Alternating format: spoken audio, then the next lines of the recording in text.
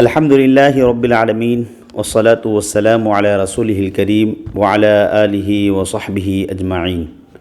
اما بعد۔ قابل صد احترام معزز ناظرین و سامعین،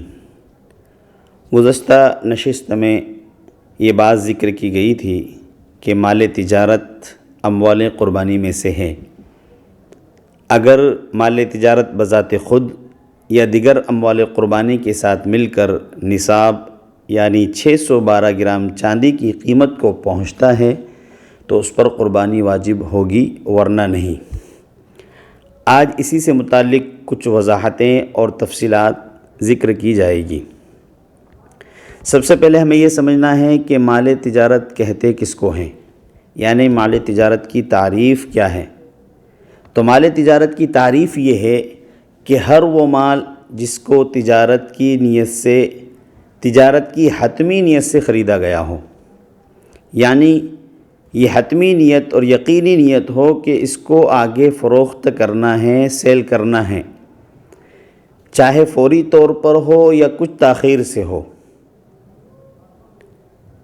تو ایسا مال مال تجارت ہے اور اس پر قربانی کا حکم لاگو ہوگا۔ اس تعریف میں خاص طور سے جو لفظ ہمیں ملا ہے اس پر غور کرنا ہے، اور وہ یہ ہے کہ تجارت کی حتمی نیت سے اگر خریدا ہے تو وہ مال تجارت ہے۔ لہذا جس مال کو حتمی نیت سے،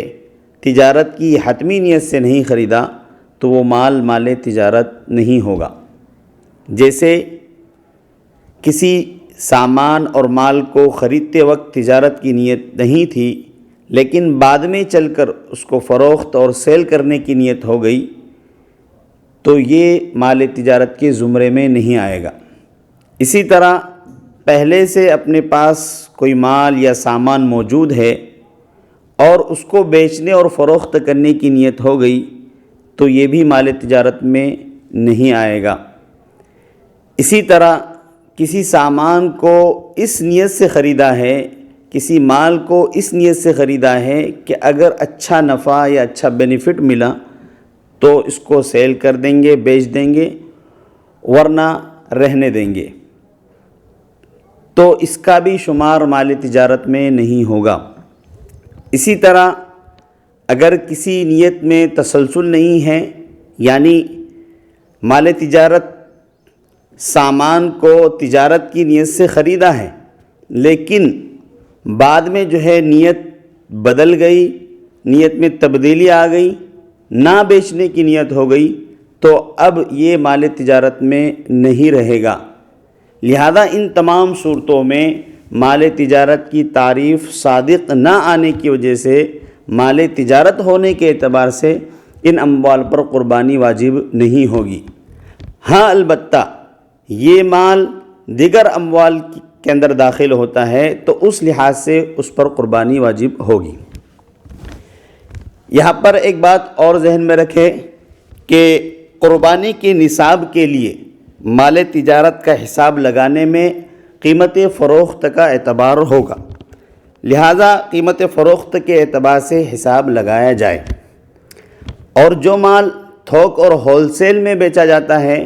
تو اس میں ہول سیل ریٹ کے اعتبار سے حساب لگایا جائے گا۔ ایک بات اور ذہن نشی کر لیں کہ مناسب اور احتیاط پر مبنی بات تو یہی ہے کہ کل مال تجارت میں ہر چیز کی قیمت فروخت نکالی جائے اور اس کے اعتبار سے حساب لگایا جائے،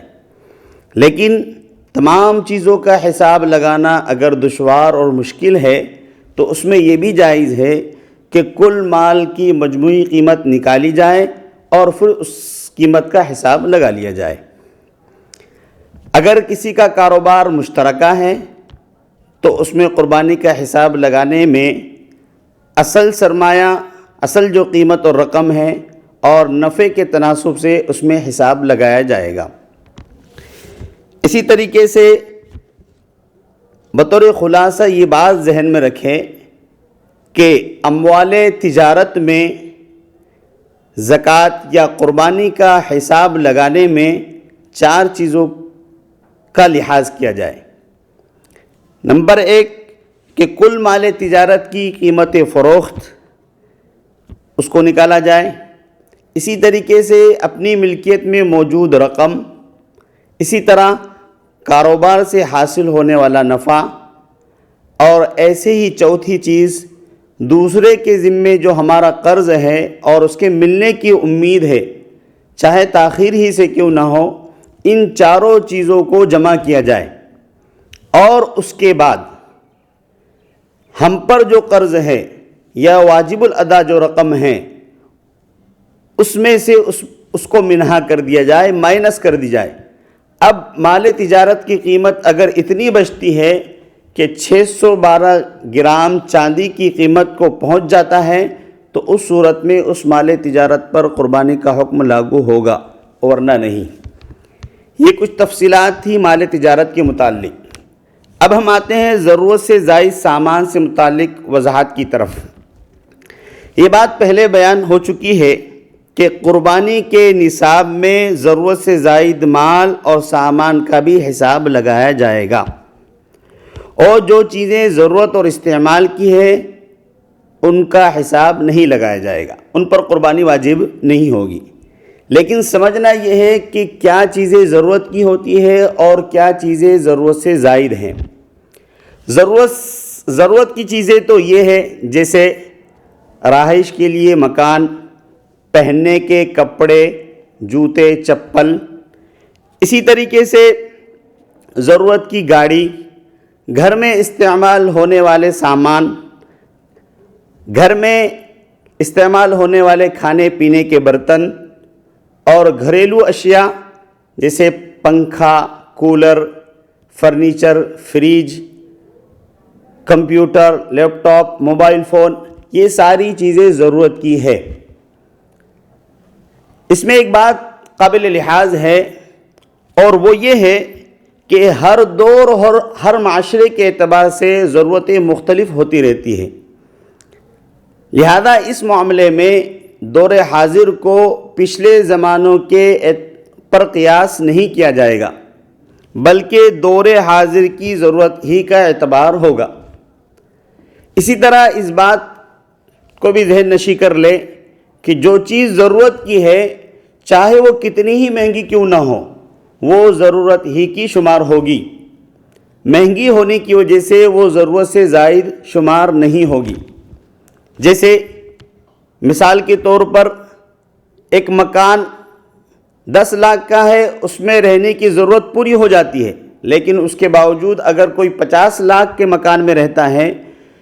تو یہ نہیں کہا جائے گا کہ یہ ضرورت سے زائد ہے، بلکہ اب وہ 50 لاکھ کا مکان ضرورت بن گیا۔ اسی طریقے سے 10,000 کے موبائل میں ضرورت پوری ہو جاتی ہے، لیکن اگر کوئی 50,000 کا موبائل استعمال کرتا ہے تو اب وہ ضرورت بن گیا، یہ ضرورت سے زائد نہیں سمجھا جائے گا۔ اسی طریقے سے گھر میں موجود غلہ جیسے گندم، گیہوں، آٹا، گھی، چینی اور اس کے علاوہ دیگر کھانے پینے کی چیزیں 1 مہینے کے لیے یا سال بھر کی ضروریات کے لیے رکھا ہو تو یہ بھی ضرورت میں شامل ہے، ان کو ضرورت سے زائد نہیں سمجھا جائے گا، اور چاہے وہ نصاب کو پہنچ جائے ان پر قربانی واجب نہیں ہوگی۔ اب ضرورت سے زائد چیزیں کیا ہوتی ہے اس کو سمجھنا ہے۔ جو چیزیں کبھی بھی استعمال میں نہیں آتی وہ ضرورت سے زائد ہیں، جیسے گھر میں موجود زیب و زینت کے لیے رکھے ہوئے برتن، ڈیکوریشن کے لیے رکھا ہوا شو کا سامان، یہ ضرورت سے زائد ہے۔ اسی طرح کسی شخص کے پاس 2 گاڑی ہے، ایک گاڑی استعمال میں آتی ہے اور دوسری گاڑی بالکل استعمال میں نہیں آتی، وہ ضرورت سے زائد ہے۔ کسی کے پاس 2 موبائل ہے، ایک موبائل ضرورت اور استعمال میں آتا ہے وہ ضرورت کا ہے، اور دوسرا موبائل بالکل استعمال میں نہیں آتا وہ بھی ضرورت سے زائد ہے۔ اسی طریقے سے اگر کسی کے پاس اپنے رہنے کا ذاتی مکان ہے اور اس کے پاس ایک پلاٹ خالی پڑا ہوا ہے تو وہ پلاٹ ضرورت سے زائد ہوگا، لہذا اگر وہ نصاب کو پہنچ جاتا ہے تو اس پر قربانی واجب ہوگی۔ خلاصہ یہ ہے کہ ہر وہ زائد اور اضافی چیز جو کبھی استعمال میں نہیں آتی وہ ضرورت سے زائد ہے، اگر وہ نصاب کو پہنچ جاتی ہے یعنی اس کی قیمت 612 گرام چاندی کی قیمت کو پہنچ جاتی ہے تو اس پر قربانی واجب ہوگی، ورنہ نہیں۔ یہ کچھ تفصیلات تھی اموال قربانی سے متعلق جو ہم نے آپ کے سامنے پیش کی۔ اللہ تعالیٰ اس کو قبول فرمائے اور پوری امت مسلمہ کی اللہ تعالیٰ قربانیوں کو بے انتہا قبول فرمائے۔ وصلی اللہ تعالیٰ علی خیر خلق محمد وعلی آلہ وصحبہ اجمعین۔